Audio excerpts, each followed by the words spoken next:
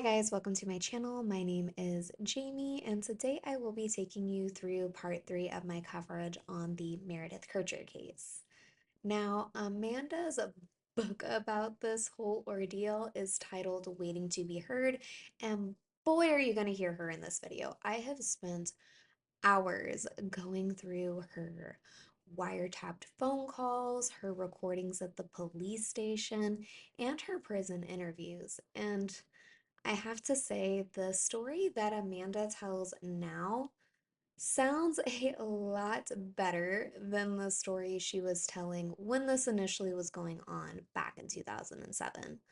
So, in my first video, I really just took you through Meredith and Amanda's arrival in Italy and then up to the night of the murder. In the second video, I took you through the discovery of Meredith's murder, the first day of the investigation, and the processing of the crime scene. In this video, we are going to pick up right where we left off. It's November 3rd, 2007, the day after Meredith was discovered murdered. Now, Perugia, Italy wasn't immune to crime, but they didn't have high rates of violent crime. And an exchange student being viciously attacked and murdered in her own bedroom was unheard of. Perugia was a college town. It was the home to both the University of Foreigners and the University of Perugia. And many students no longer felt safe continuing the school year. Two of Meredith's friends, Amy Frost and Robin Butterworth, would end up taking a plane back home to England early that morning. Meredith's other friend, Sophie Purton, was waiting on her parents to arrive in town later that afternoon, and then she had plans to fly back home with them later that same night. But because Sophie had been the last person to see Meredith alive, she had walked part of the way home with Meredith the night of the murder. And Sophie had also become arguably Meredith's closest friend since she had arrived in Italy. So investigators asked Sophie to stay in town longer to assist with the investigation. Amanda would be asked by her family and friends if she was planning on returning back home to America. She said no, she was helping the police with the investigation and she wanted to finish her school year in Italy. Philomena, Laura, and Amanda had been at the police station until the early morning hours on November 2nd, but police asked them to return back the next day to answer even more questions. Police asked the girls if they had any idea who could have done this to Meredith. Philomena and Laura both said that they didn't know anyone who would have wanted to hurt Meredith.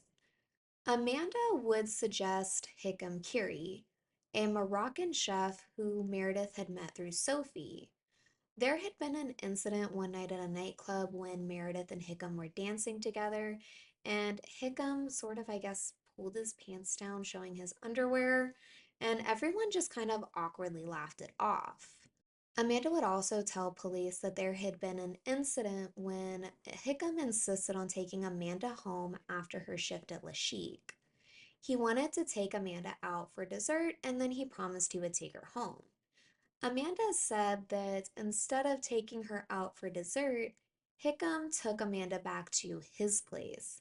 Amanda said the whole thing made her really uncomfortable, and she had to ask him multiple times to take her home before he finally did so. Amanda would say when she first told Meredith about this interaction, Meredith told her that Hickam had done something similar to Sophie. So police would go and ask Sophie about this. Sophie would say that Hickam had tried to hug and kiss her on a few occasions, and she had always rebuffed him until this past Wednesday when she finally let him kiss her. But Sophie said that she doubted Meredith had plans to meet up with Hickam that night. Meredith would have told her, and plus she doubted Hickam had ever even been to Meredith's place. Regardless, police weren't leaving any stone unturned in this investigation. They had already wiretapped Sophie's phone, but based off of what Amanda told them, they ended up wiretapping Hickham's phone as well. Both were quickly cleared as suspects.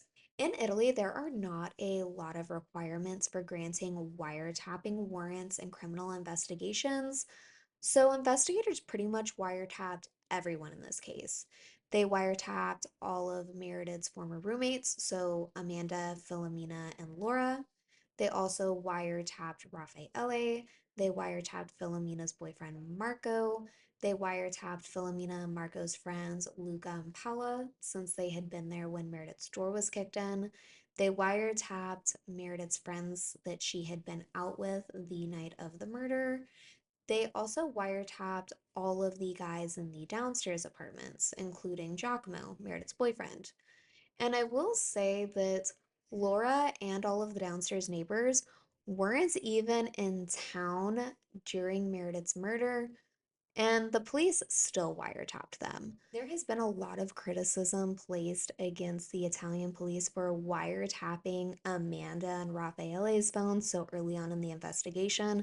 If you watch the Hulu series, The Twisted Tale of Amanda Knox, they really make it seem like the police were just solely looking at Amanda from the beginning and that they wiretapped her so early on, but they wiretapped everyone. And the only one who had questionable phone activity was Amanda and Raffaele and their family members. So while the police definitely had their suspicions early on about Amanda, they weren't only looking at her. While Amanda was at the police station answering questions, Raffaele was walking down his street, Corso Garibaldi, when he was stopped by Kate Manzi, a journalist for the Sunday Mirror. She had arrived in Perugia earlier that day and was pretty much just stopping anyone on the street who looked like a college student and asking if they knew Meredith Kercher. Raffaele told Manzi that he knew Meredith and that he had found her body. Hoping to get an inside scoop, Manzi bought Raffaele a coffee and he told her even more. He said that it's something he never hopes to see again. There was blood everywhere. His girlfriend Amanda was Meredith's flatmate, and that after the discovery, Amanda had started crying and hysterically screaming, "How could anyone do this?" Raffaele would tell the reporter that he had to drag Amanda away from the scene because he didn't want her to look at it. But when Meredith's door was kicked in, Raffaele and Amanda were in the kitchen and never looked into Meredith's room. No one else has ever described Amanda's behavior as hysterical after the discovery of Meredith's murder. In fact, it's quite the opposite. Everyone seems to describe Amanda as being very calm and put together. So, why would Raffaele tell these easily disprovable lies to a reporter? One thing Manzi found odd about Raffaele's story is that he kept getting the days mixed up. He kept insisting that the night of the murder was on Halloween, October 31st, but it had actually taken place on November 1st. Manzi could start to tell that Raffaele was getting annoyed by her correcting him, so she stopped bringing it up and chalked it up to him being confused. Raffaele told Manzi that he needed to leave to meet up with Amanda. She should be wrapping up with her questioning at the police station any minute now. Raffaele met up with Amanda, and at 7:58 p.m., the couple would be captured on CCTV footage at a boutique called Bubble, laughing, kissing, and hugging.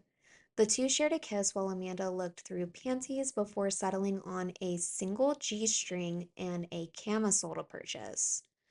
The shop owner described their behavior as extrabitionist and stated that while checking out, Raffaele told Amanda they'll go home, she'll put on the tank top and thong, and they'll have hot sex. Amanda denies this. She says Raffaele never said that, and she needed to buy the underwear and top as she didn't have access to her own belongings in her apartment. Since the apartment was sequestered off as a crime scene, to retrieve anything from the apartment, they would have to make a written request to the police so that the items can first be inspected to make sure that they weren't relevant to the investigation. Maybe I'm just being overly critical, but if you need to buy clothes because you don't have access to your own and you don't know when you'll be able to retrieve your stuff, I would imagine you would need to buy more than just a tank top and one pair of underwear. Amanda said that she got 12 hours of sleep that night And then when she woke up the next day, she spent about an hour writing a long email titled, My Account of How I Found My Roommate Murdered.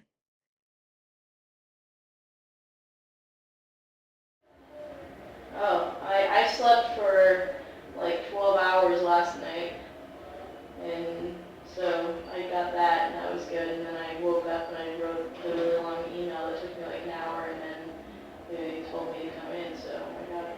Yeah. The email detailed the last time she saw Meredith, what she did the night of the murder, her coming home the next day to find the apartment broken into, and the discovery of Meredith's body. I'm not going to read it because she rambles on for like 4 pages. If you would like to read it, it is available on the murder of meredithkercher.net and also pretty much every police file. There is a lot of police files on this case are also available on this website as well.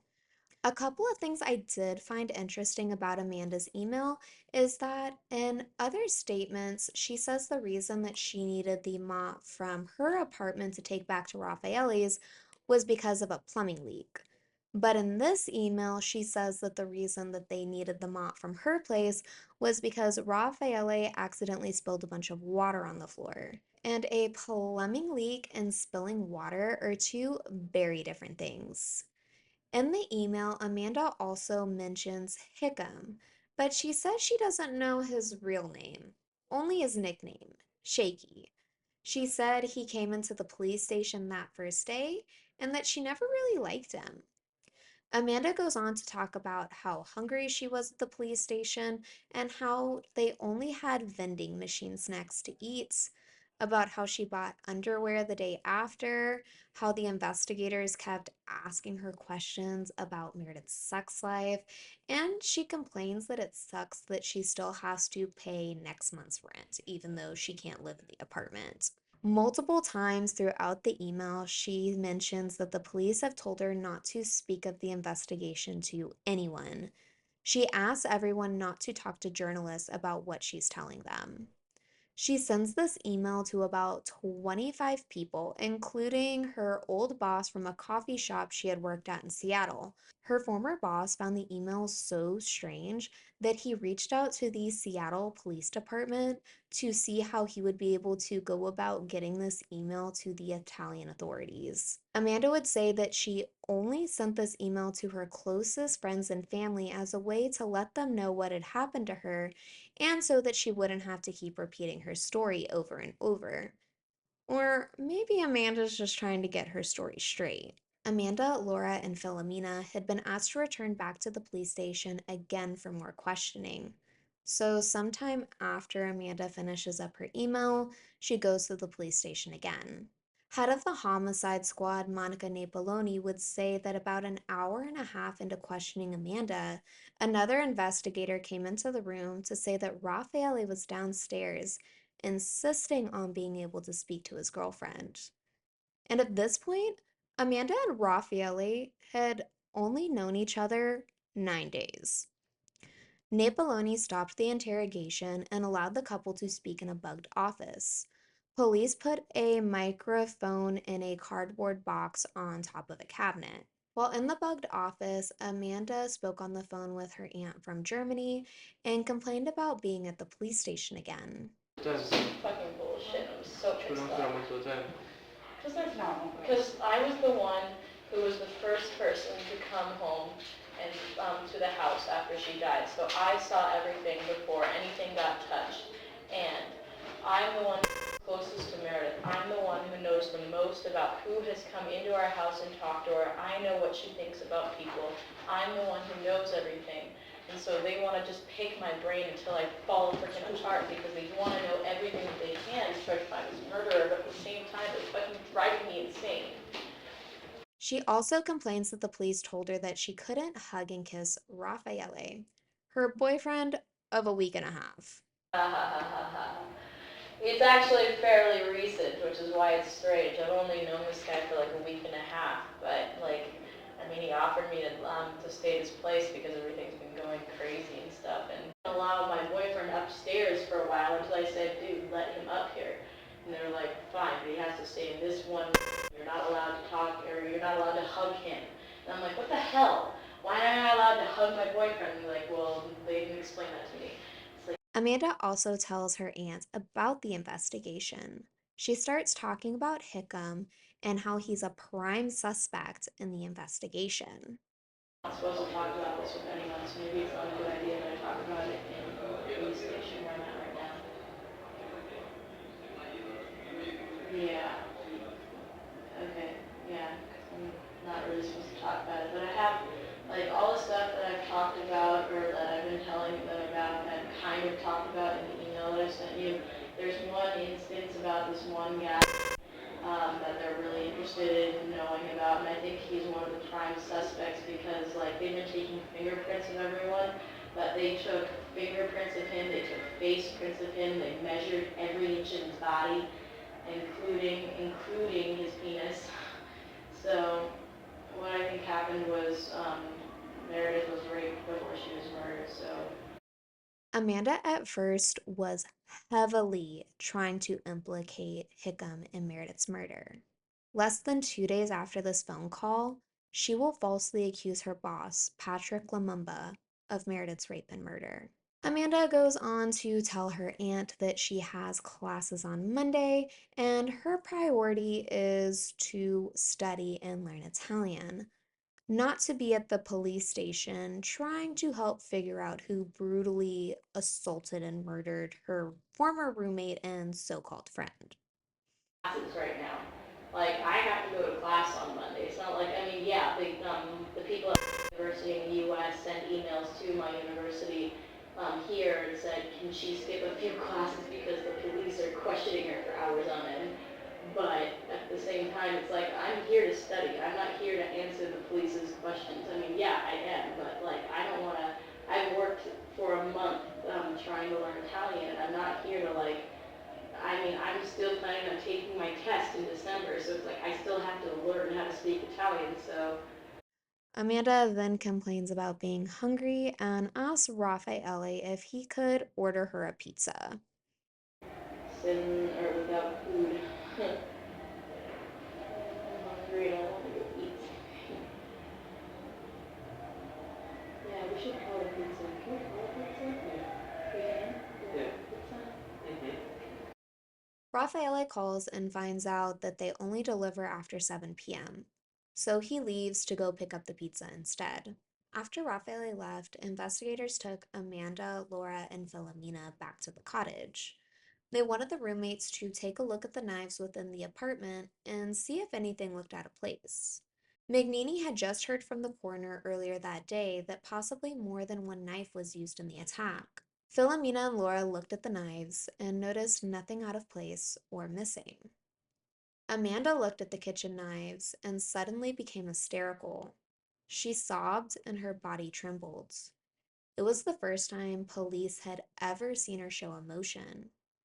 Napoleone helped Amanda to the couch to help her calm down, but she kept crying. She covered Amanda with a jacket to conceal her from the news media waiting across the road. Amanda, Laura, Philomena, and the police all return back to the station, and Raffaele is there waiting with 2 pizzas. Amanda and Raffaele are let back into the bugged office. While eating their pizza, Amanda tells Raffaele about having to look at the knives.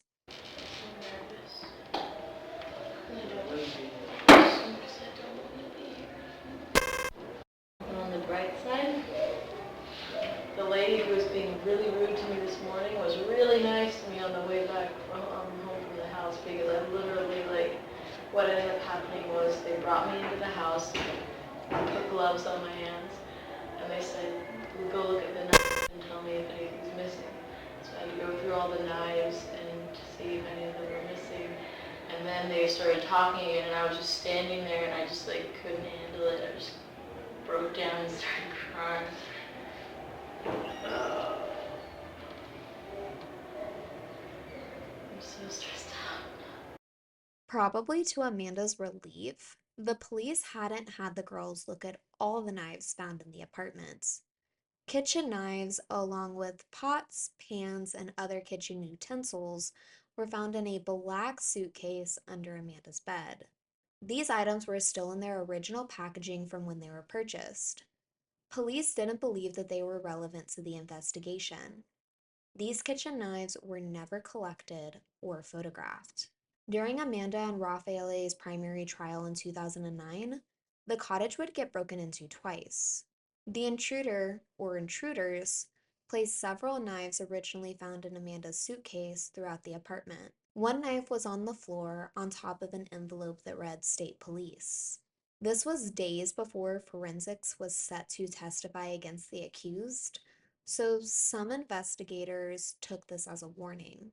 Less than a month later, the cottage would get broken into again. Amanda's black suitcase, along with the remaining cutlery inside, was taken. Meredith's mattress, Amanda's bedding, and Laura's bedding were all stolen as well. While in the bugged office eating their pizza, Raffaele asked Amanda what's wrong.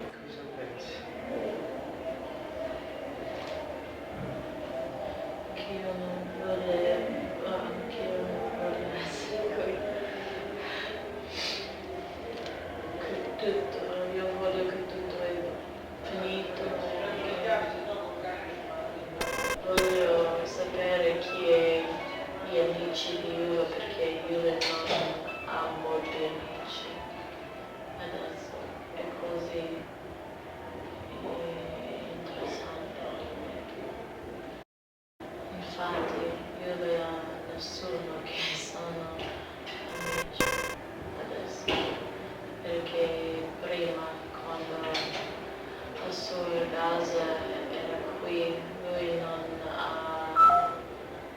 lui non è uscito e non ha parlato con molte persone perché la sua attenzione era sempre al suo ragazzo.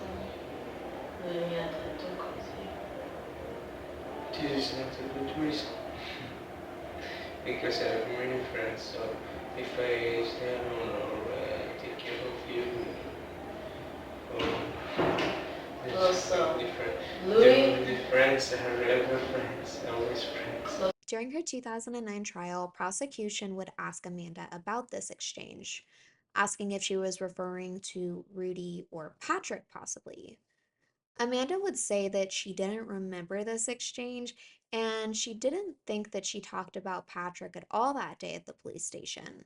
Also, who are these really good friends of Raffaele's and why would they need to protect Amanda? I mean, if she's completely innocent, she wasn't at the cottage that night, then what does she need protection from? Eventually, a man will come forward stating that he saw Amanda, Raffaele, and Rudy all outside the cottage the night of the murder. Haruka Kokomani was also known to Rudy prior to this night. Kokomani does not immediately come forward to investigators, and when he is interrogated by lead prosecutor Giuliano Magnini and lead investigator Monica Napoleoni, he says the reason he didn't immediately come forward was because in the days after the murder, before Rudy was apprehended, two men were asking around town about an unknown Albanian who had seen everything the night of the murder, and that they knew this because Raffaele and Amanda told them so. They needed to find this guy and they needed to keep him quiet. At trial, Kokomani was a terrible witness. His story didn't make sense, he mumbled a lot, no one could really hear or understand what he was saying, and it really came off that he was lying. Ultimately, he was deemed an unreliable witness, and his testimony played no part in Amanda and Raffaele's convictions. I understand why some people can't believe anything Kokomani says, but I just can't help but feel at the bare minimum. He was outside Pergola 7 that night. The tow truck driver, Gianpaolo Lombardo, who was outside the cottage after 11 p.m. the night of the murder, said that when he got there, he noticed a dark colored car parked in the driveway but outside the driveway gate at Pergola 7. And Kokomani drove a dark colored Volkswagen Golf. The next day, November 5th, Amanda started her day by going to her 9 a.m. Italian class. Her teacher talked about Meredith's murder. Amanda bent forward and put her head on her arms. After class, Amanda's teacher pulled her aside to talk to her. Amanda complained about not being able to get her clothes from her apartment. After class, Amanda ran into Patrick. He was outside the university handing out flyers promoting Le Chic. Patrick told Amanda he was so sorry to hear about Meredith and asked how Amanda was holding up. She seemed fine. Amanda told him she was tired from the police's questioning. Patrick had been asked by the university if he knew any exchange students who would be willing to give an interview about their time in Perugia. Patrick would ask Amanda if she was interested. Amanda told him in light of Meredith's murder, her and her roommates agreed not to give any interviews.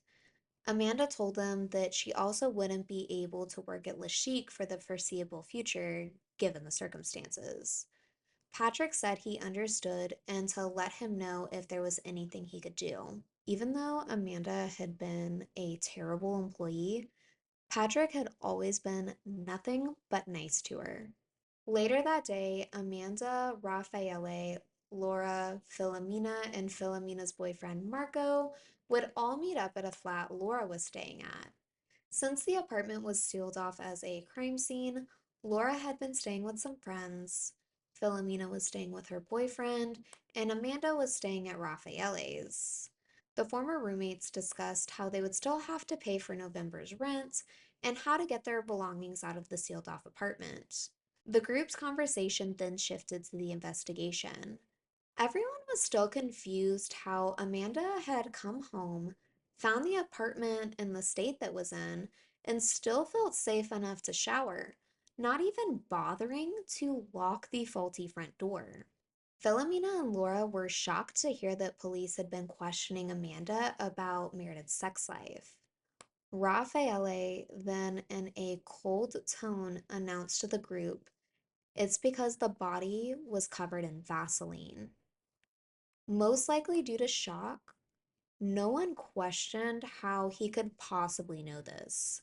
Police did find an empty container of Vaseline lip therapy sitting on Meredith's desk next to a blonde wool sweater. Blonde wool fibers consistent with the sweater would also be found on Meredith's vaginal area. A candlelight vigil for Meredith would be held later that night on the steps of the Perugian Cathedral. Many were in attendance, but Amanda and Raffaele chose not to go. Instead, they went to Raffaele's friend's house for dinner and to watch a soccer game. It would be the first time Amanda would ever meet Raffaele's friends. She didn't say much to them and spent most of the time on her cell phone. While there, Raffaele received a call from police requesting him to come into the station. His cell phone and computer activity the night of the murder contradicted his previous statement, and they needed him to come clear up a couple of things. Raffaele told the police he was at a friend's for dinner and will be at the station whenever they finished up.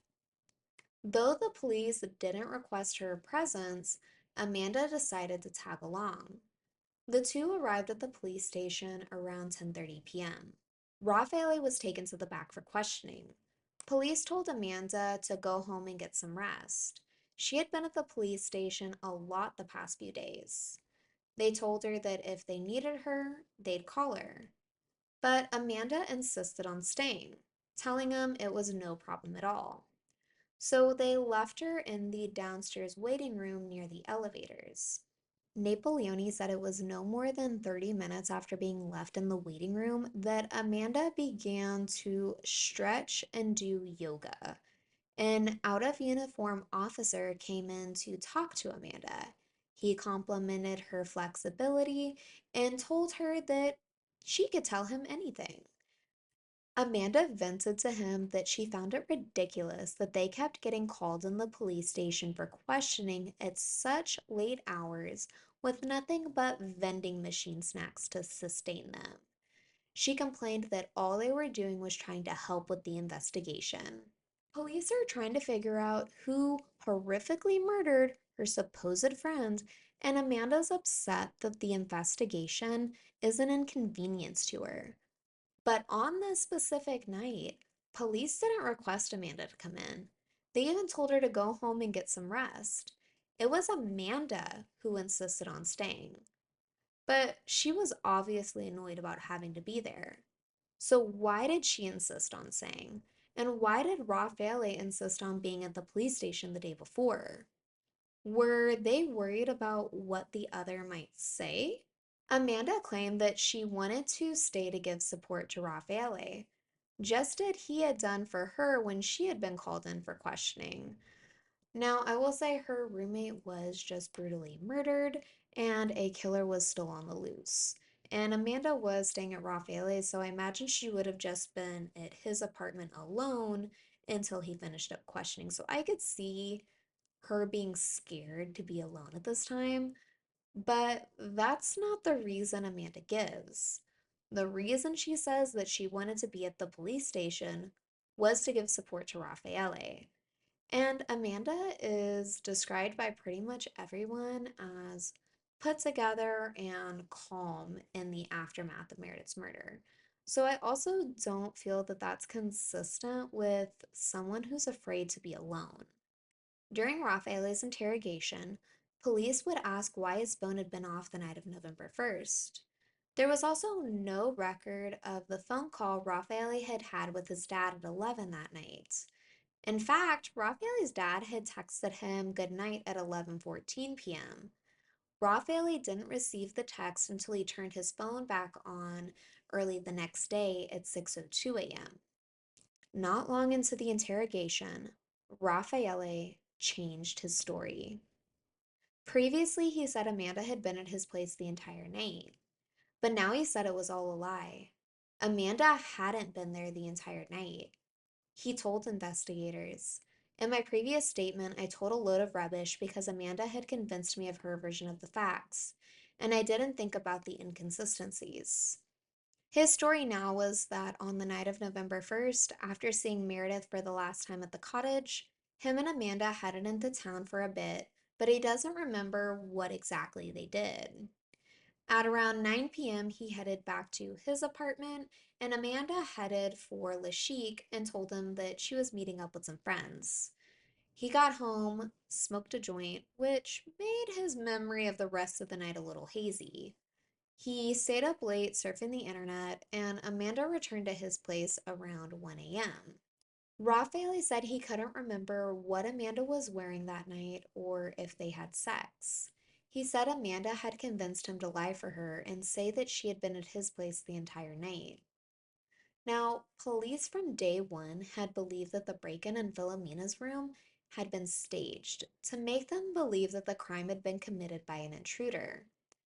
Only people who had regular access to the home would have such a vested interest in creating such a scene. And now Amanda was the only roommate who wasn't accounted for at the time of the murder. Back in the waiting room, more police joined in and asked Amanda to go to the back because it was warmer. They told her Raffaele would be done with questioning soon. Chief Inspector Rita Fagara asked Amanda to list all the men that had known Meredith and could have possibly come by the apartments. Amanda would say her boss Patrick, Huvie, Hickam, and an unnamed black South African who played basketball and hung out with the downstairs neighbors. It's later believed Amanda is referring to Rudy, but she's avoiding actually naming him. Amanda had met Huvie through Laura, and he had been to the apartment on several occasions to hang out and play guitar with Amanda. Hickam and Patrick had never been to Regola 7.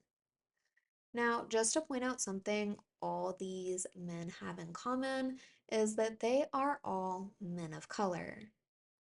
Patrick is Congolese, Huvie is Algerian, Hickam is Moroccan, and Rudy is South African.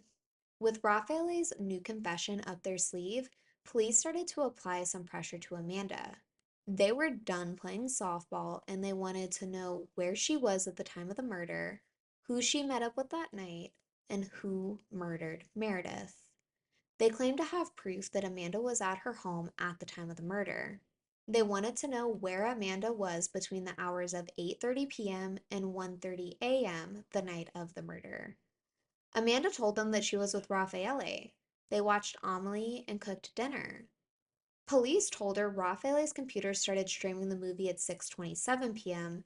and that they knew the couple had dinner before 8:30 p.m. Raffaele had been on the phone with his dad at 8:42 p.m. while he was doing the dishes after dinner. Amanda insisted that she wasn't lying. She was with Raffaele the whole night, but she couldn't remember what they were doing for the unaccounted for 5 hours. They told her Raffaele had withdrew her alibi for the time of the murder. Police told Amanda that Raffaele had said that she had gone to meet up with friends at La Chic and didn't get back to his apartment until after 1 a.m. I'm sure you're okay. Are they being okay with you? Yeah, it was the police who were mean to me. That's why I said those things about Patrick. Um, when I was with the police, the last time I was with the police on Monday, Yeah. My boyfriend, they were talking to my boyfriend first, Yeah. and they said that he was, I don't know why, but he said he changed what was going on. He changed what he said. Yeah, he said. And then they came back to me and they were like, we know you're lying. We know you were at the house. We know you met someone. And I was like, that's impossible. I didn't do that. Right. And so what I did was, I was like, it was really, really late at night, and they were telling me, if you don't tell us right now, we know that you're lying to us. If you are lying to us, you're going to jail for 30 years. And I said, I'm not lying. And then they were like, okay, well, what were you doing between 8:30 and 1:30 that night? And I didn't remember. Why? I couldn't remember. I don't know why I couldn't remember. I just couldn't remember. And the lawyers wanted me to ask you why you had changed your story, and now I'll know. Yeah, because they hit me and they yelled at me and they said, if you don't, they told me, if you don't say what you know right now, we're going to put you in jail for 30 years. And they were like, 30 years, that's your entire life. And I was like, I'm trying to help you, but I don't remember what I was doing exactly during this time. Amanda would later say at this point she became confused. When I thought of Patrick, I imagined something and I didn't lie. Like, I didn't lie to save myself. Right. I only said it because I thought it What could did be you say true. about Patrick? I said, so what happened was everyone had left the room. And by this time, one of the police officers was like, I'm the only one who can save you. I'm the only one who can save you. Just tell me a name. And I said, I don't know. And then they were like, I was like, can you show me the message that I got from Patrick? Because I didn't remember sending a message back to him. And so they showed me the message and then I was like, Patrick.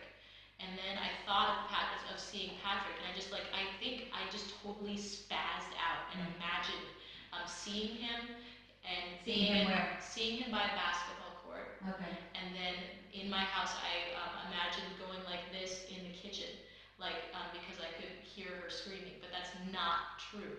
The interpreter there insisting Amanda would say when shown the text message, Amanda suddenly hunched forward, put her hands over her ears, and started crying. Amanda yelled, "It's him! It's him! He did it! I can hear it! He's bad! He's bad!" At 1:45 a.m., just about 3 hours after Amanda and Raffaele arrived at the police station, Amanda accused her boss, Patrick Lumumba, of Meredith's murder. She said that after Patrick had texted her, they met up, went back to the apartment.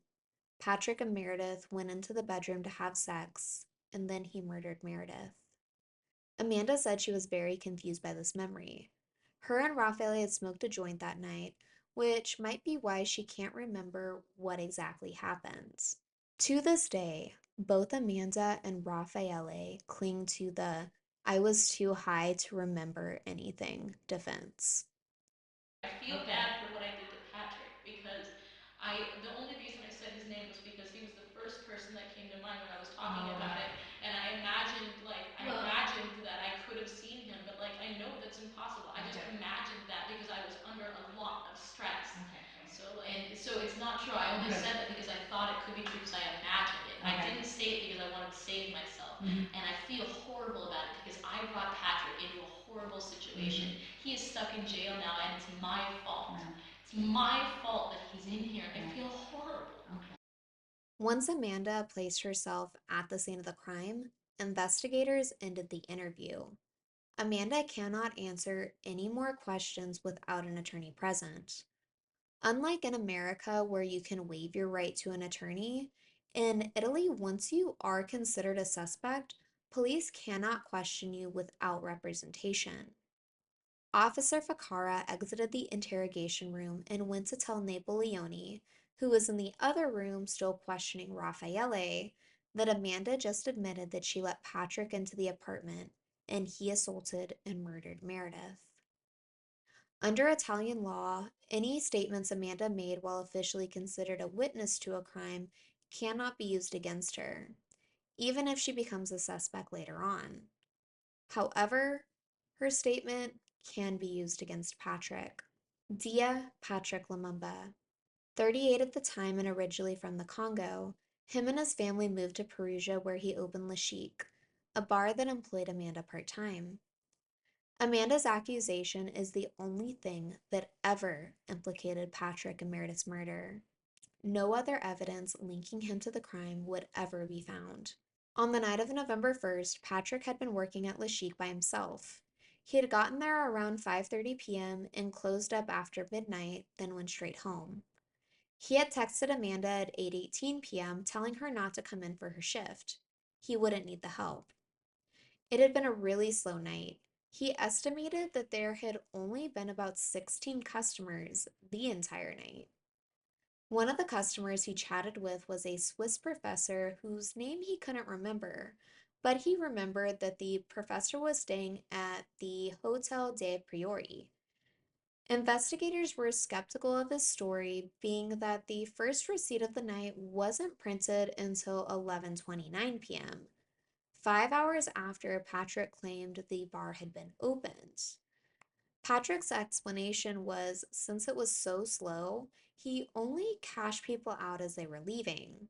Patrick would spend 2 weeks in prison until the Swiss professor, Roman Miro, finally came forward after seeing Patrick in the news. After his release, Patrick would give media interviews saying that he believed Amanda was jealous of Meredith and didn't like that Meredith got more attention than her. He said that the night he told Amanda that he had asked Meredith to bartend at Le Chic, that Amanda's expression dropped from her face. She stood there silent for a moment before saying fine and stomping off. He would also say that Amanda was always very cold towards his girlfriend, Alex. Essentially, Amanda wasn't a girl's girl. Patrick had already drastically cut Amanda's hours, and he was on the verge of firing her for repeatedly flirting with customers instead of doing her job. Patrick does not believe she accused him of murder because of abusive interrogation tactics, but to use him as a scapegoat. He said that he doesn't know the full extent of Amanda's involvement in Meredith's murder, but he believes Amanda knows why Meredith died. Patrick's bar was already struggling to get customers in the door before Meredith's murder. But after being arrested for the brutal rape and murder of a 21-year-old exchange student, it made people want to go to Le Chic even less. Le Chic would eventually close down. Patrick and his family would move to Poland for a fresh start. It's November 6th, 2007, almost 2 in the morning. Not long after her confession naming Patrick as the murderer, Amanda was left alone in the interrogation room. She laid down across some chairs and fell asleep. Since Amanda placed herself at the apartment at the time of the murder, that immediately made her a suspect. And under Italian law, they couldn't question her further without an attorney. Amanda couldn't be questioned, but if she was willing, she could provide a statement to the prosecution. At 5:45 a.m., Prosecutor Giuliano Magnini, Chief Inspector Fagara, and interpreter Anna Donino woke Amanda and asked if she would like to provide a statement to the prosecution. She would not be questioned. Magnini described it as, she'll talk and they'll listen.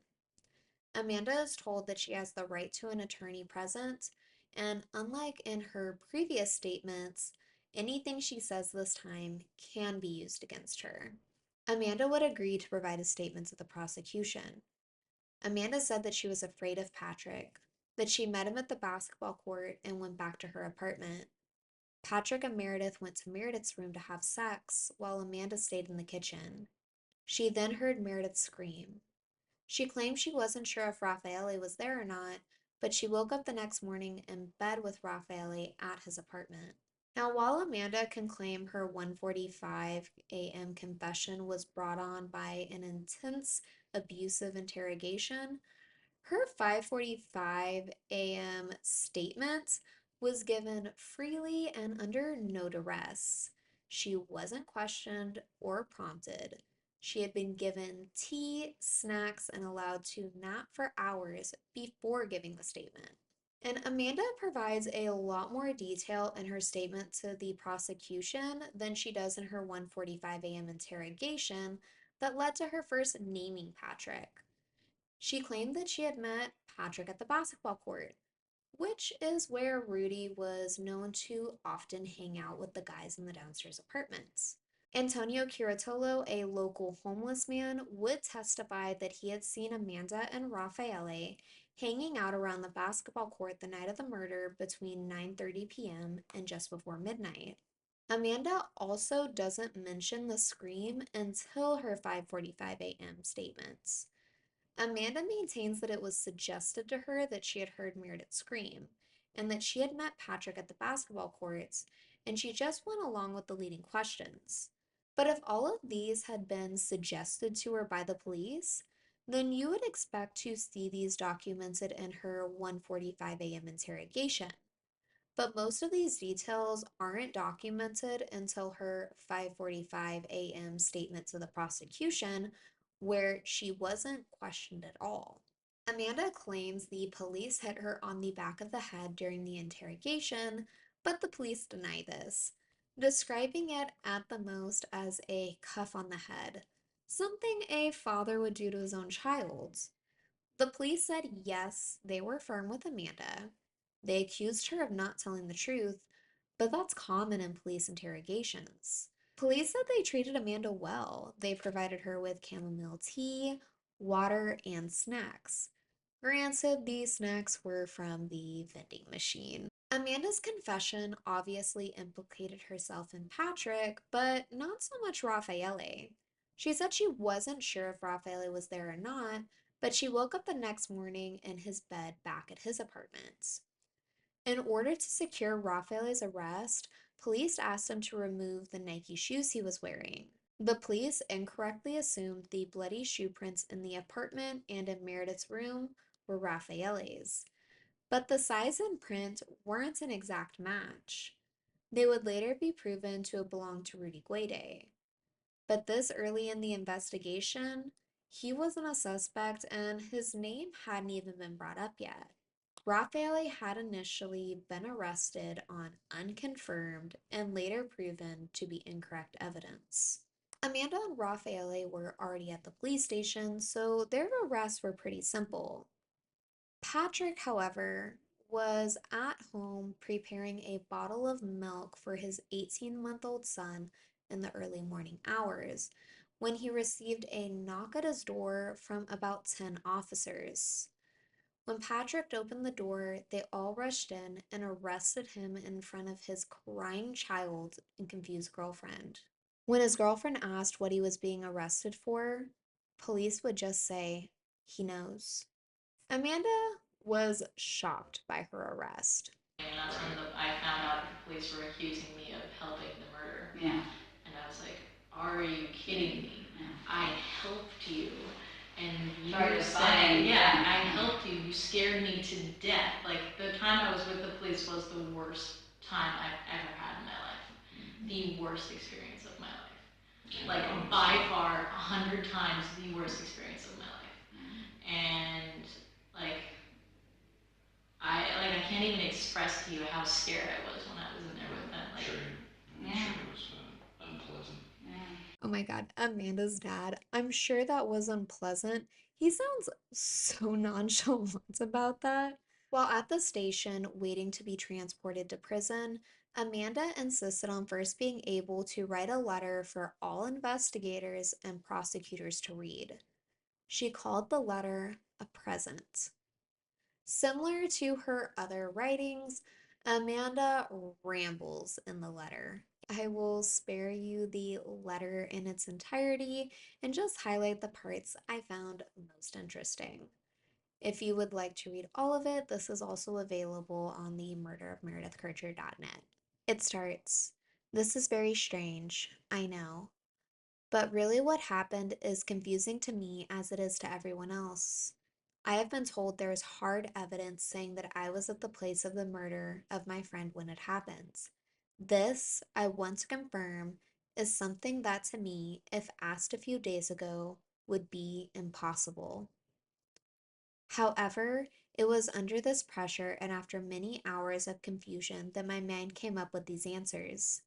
In my mind, I saw Patrick in flashes of blurred images. I saw him near the basketball court. I saw him at my front door. I saw myself cowering in the kitchen with my hands over my ears because in my head I hear Meredith screaming. But I said this many times so as to make myself clear. These things seem unreal to me, like a dream, and I am unsure if they are real things that happened or just dreams my head has made up to try to answer the questions in my head and the questions I am being asked. I'm trying, I really am, because I'm scared for myself. I know I didn't kill Meredith. That's all I know for sure. In these flashbacks that I'm having, I see Patrick as the murderer. But the way the truth feels in my mind, there is no way for me to have known because I don't remember for sure if I was at my house that night. I have a clearer mind than I've had before, but I'm still missing parts, which I know is bad for me. But this is the truth, and this is what I'm thinking at this time. Please don't yell at me because it only makes me more confused, which doesn't help anyone. I understand how serious this situation is, and as such, I want to give you this information as soon and as clearly as possible. If there are still parts that don't make sense, please ask me. I'm doing the best I can, just like you are. Please believe me, at least in that, although I understand if you don't. All I know is that I didn't kill Meredith, and so I have nothing but lies to be afraid of." The next day, on November 7th, after she is in prison, Amanda would write another letter to investigators, stating that after talking to her sister, she suddenly remembered the events of the night of the murder. Her and Raffaele were innocent. She recounted that she stayed at his apartment the entire night, and there's no way for her to know if Patrick was the murderer because she wasn't there. This is what happened, and I swear by it. I'm sorry I didn't remember before, and I'm sorry I said I could have been at the house when it happened. I said these things because I was confused and scared. I didn't lie when I said I thought the killer was Patrick. I was very stressed at the time, and I really did think he was the murderer. But now I remember I can't know who was the murderer because I didn't return back to the house. I know the police will not be happy about this, but it's the truth. I don't know why my boyfriend told lies about me, but I think he is scared and doesn't remember well either. But this is what I know. This is what I remember. Now, Amanda doesn't say anything about Patrick being innocent too, just her and Raffaele. However, many point to this letter as proof that Amanda tried to recant her accusation against Patrick.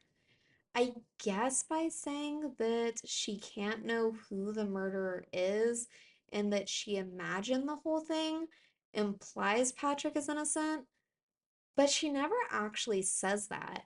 In fact, in this letter, she writes that she wasn't lying when she said that she thought Patrick was the murderer. During her trial, when asked why she didn't directly say Patrick is innocent, she said it's because she didn't know who the murderer was. She wasn't there. Amanda knew Patrick was innocent, and she could have told the police or the guards at the prison, but she chose not to. She knew recanting her accusation of Patrick would just bring more questions that she either couldn't answer or didn't want to answer. When Amanda wrote, "I don't know why my boyfriend told lies about me," just goes to show that the only reason she named Patrick was because Raffaele took away her alibi for the time of the murder. Raphael was gonna meet you, and now Raphael's telling lies about me, and it's like, what the hell is going on? Which also confuses me. This Raffaele guy, right? I met him like a couple weeks ago.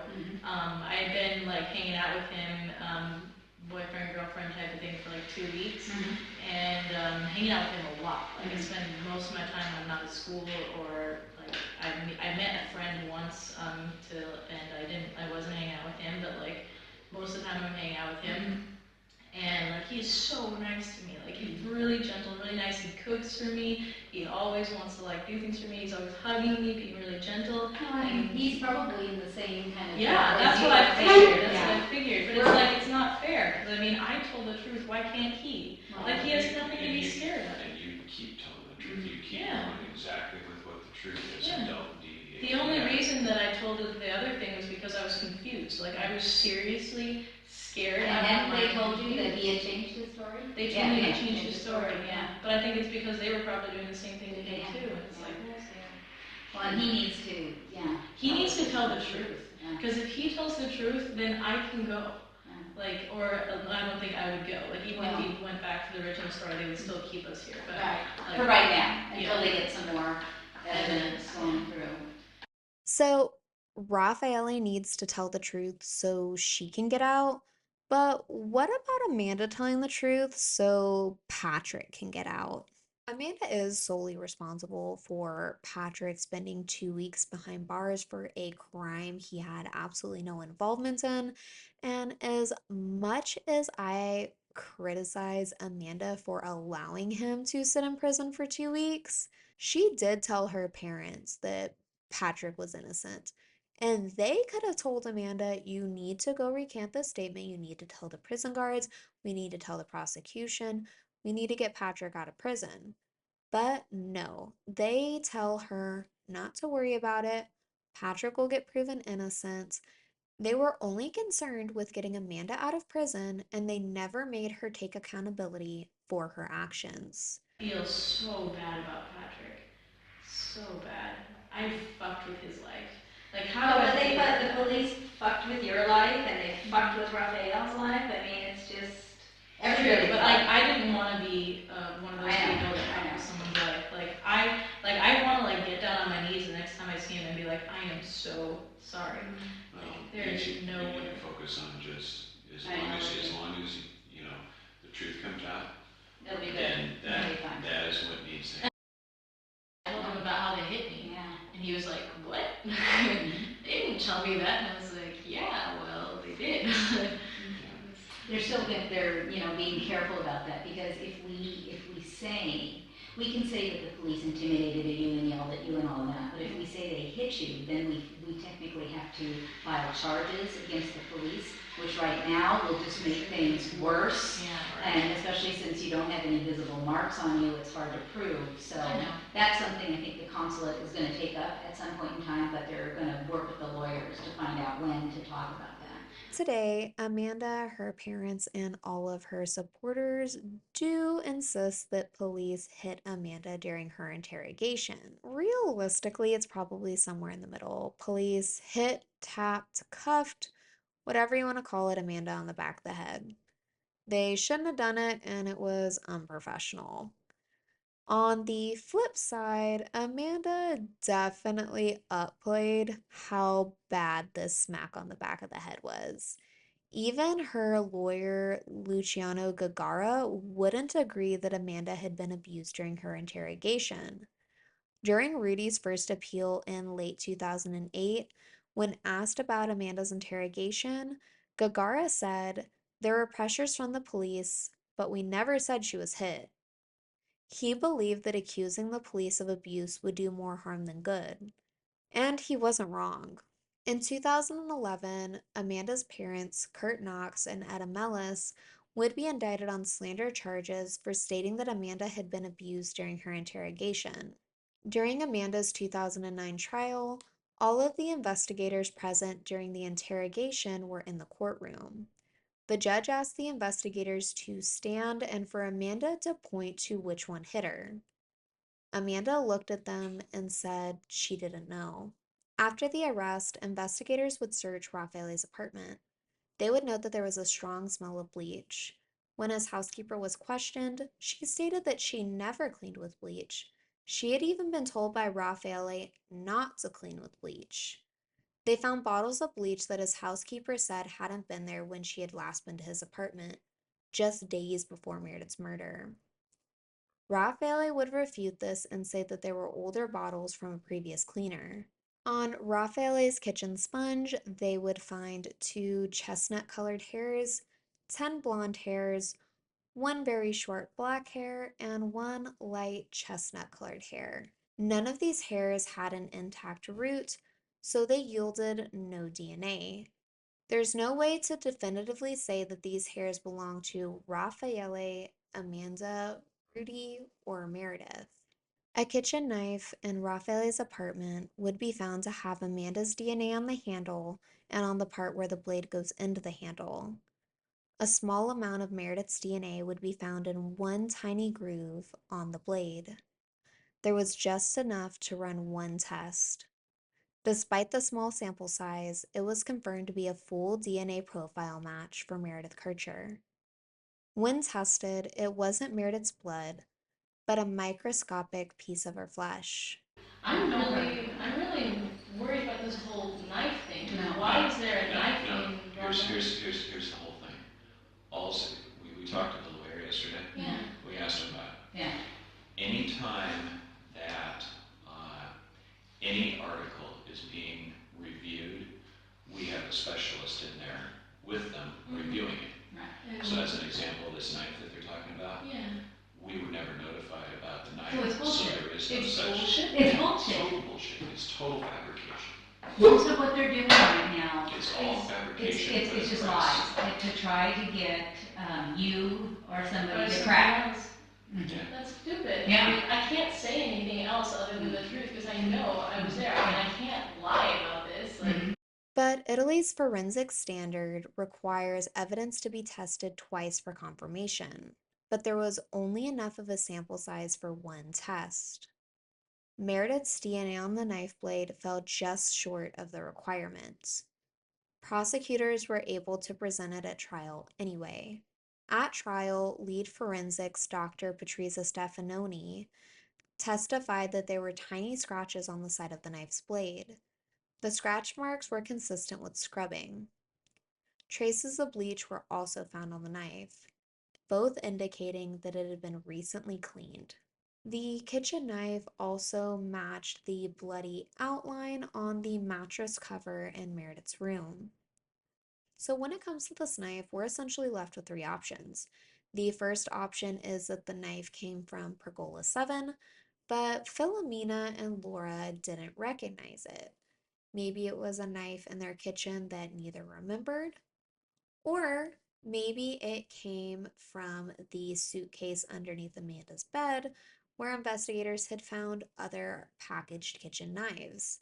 And if the knife did come from Amanda's suitcase, it would make sense that Philomena and Laura might not recognize it. The second option is that someone brought this knife to Pergola 7, used it to murder Meredith, and then it was brought back to Raffaele's and Amanda cleaned it and put it away. Maybe the knife originally had come from Raffaele's kitchen, they took it there to commit the crime and then brought it back, or maybe someone else brought it, maybe Rudy or anyone else that might have been there. The third option is that the knife had nothing to do with the murder, and this would be the option that Amanda and Raffaele's defense would go with. Amanda's DNA on the knife was to be expected. She had cooked at Raffaele's and had been staying there since the murder. Meredith's DNA could have possibly ended up there from contamination at the laboratory. Now, while it was a very small sample size, it was pretty much an exact match for Meredith's DNA. Now, since the DNA evidence on the knife and the bra clasp eventually get thrown out during the appeal, a lot of people take that as just gospel that the DNA absolutely wasn't reliable. Now, just to put this in perspective to a more recent case, if you are familiar with the Idaho 4 murders, Brian Koberger stabbed to death 4 college students. Kaylee Gonsalves, Madison Mogan, Xana Kernodle, and Ethan Chapin. The only DNA Koberger left behind at the crime scene was his touch DNA on the button of a knife sheath he left behind. Now, there was only enough DNA on the knife sheath for one test, and they tested it against Brian Koberger's dad's DNA, and it came back as a strong familial match for Koberger. This was a huge damning piece of evidence against Koberger and is probably one of the main reasons he ended up pleading guilty in order to avoid the death penalty. I believe the DNA evidence against Koberger is reliable and very damning, but a lot of people don't believe that Meredith's DNA on this knife is reliable evidence, even though it is a stronger DNA match than what was tested against Koberger's DNA on that knife sheath. On November 16th, 2007, analysis of a bloody fingerprint found at the crime scene came back as a match for Rudy. Because he had migrated to Italy, his prints had been on file. An order for his arrest was granted and his apartment was searched. They would find a box of Nike Outbreak 2 shoes, size 11, a match for the bloody shoe prints found throughout Pergola 7. 2 days later, on November 19th, one of Rudy's friends, Giacomo Benetti, which is not the same Giacomo that Meredith was dating, it was a different Giacomo, assisted investigators by reaching out to Rudy via Skype. Benetti saw that Rudy was active online and began messaging him. Benetti asked Rudy where he was and offered to wire him money and promised if Rudy came back to Italy, he would get him a lawyer. Rudy said that he was afraid. He had been there when Meredith was stabbed. He was going to the bathroom when an intruder busted in and stabbed Meredith before quickly fleeing the cottage. Rudy tried to help Meredith, grabbing towels to clot the bleeding, but he became afraid and fled too. Rudy initially said Amanda had nothing to do with it. She wasn't there. Later that same day, Rudy and Benetti spoke on the phone. In the call, Rudy said he ran into Meredith the night before the murder, on Halloween. The two made plans to meet up at her place the next night. Rudy came over, they messed around, but just oral stuff because neither had a condom. At some point, Meredith began talking about money missing from her underwear drawer and that she needed to talk to Amanda about it when she got back. Meredith said that her and Amanda had been fighting about how much pot Amanda had been smoking. Rudy said that around 9:20, 9:30 p.m., he went to go use the bathroom. And while in the bathroom, he heard the doorbell ring and Meredith went to answer it. He assumed it was one of the other girl housemates, saying it could have even been Amanda. It's odd that hearing the doorbell ring would make him assume it was one of the other girls that lived there.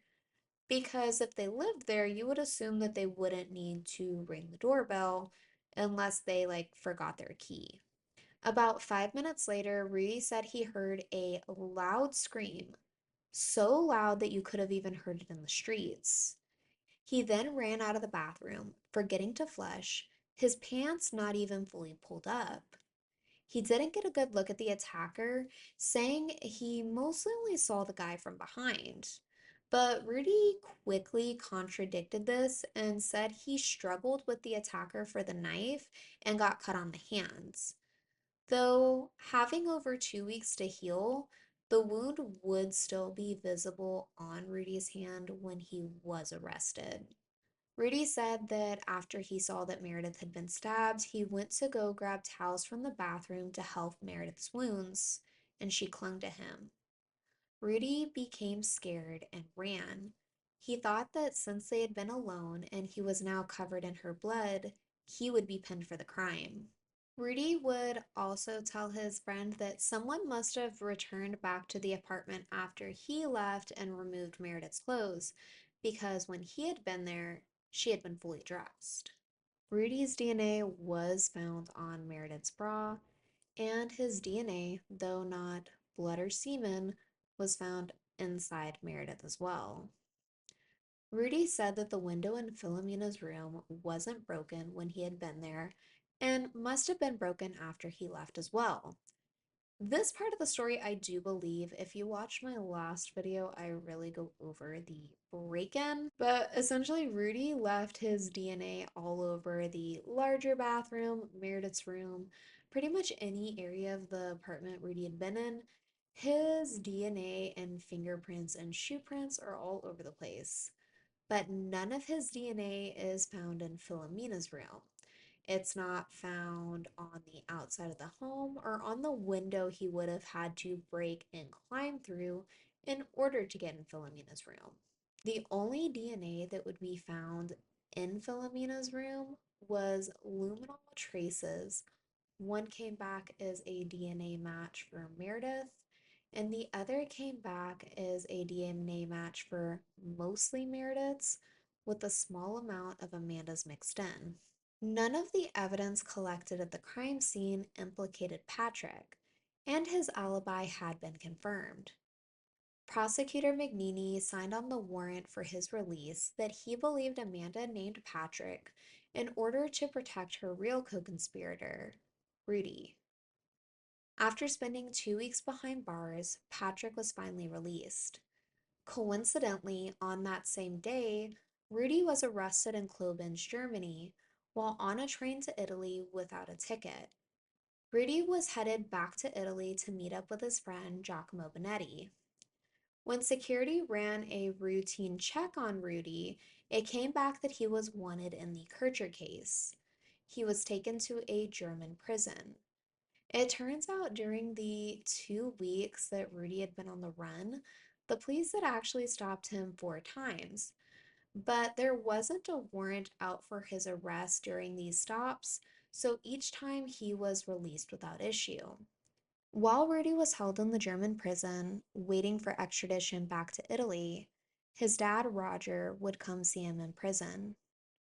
Roger would say that Rudy just kept repeating that he didn't kill Meredith. Roger told a reporter that he was Rudy's father, but he wasn't there before, and Rudy didn't want him there now, and there's nothing he could do for his son anyway. Now, Roger did not provide a stable upbringing for Rudy. He really bounced in and out of Rudy's life, and Rudy pretty much just was in and out of the foster care system until at 17 he had been adopted by a well-off family who would eventually disown him and kick him out of their house just months prior to this murder. In total, 4 people would be arrested for Meredith's murder. Patrick would get released. Amanda, Raffaele, and Rudy would all be convicted for committing the crime together. Amanda and Raffaele would get released on appeal after getting the bra clasp, the double DNA knife, and eyewitness testimony thrown out. Rudy remains the only person convicted for this crime. Raffaele works in cybersecurity and is a software engineer.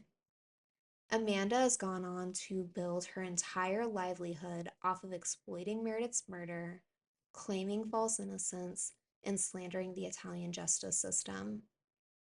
No, you don't think that you're gonna witness, like, or you're gonna be around a murder in your own house. You don't think that. And then you don't think the police are going to accuse you. And then you don't think you're gonna, like, I don't want the world to think that I'm a bad person.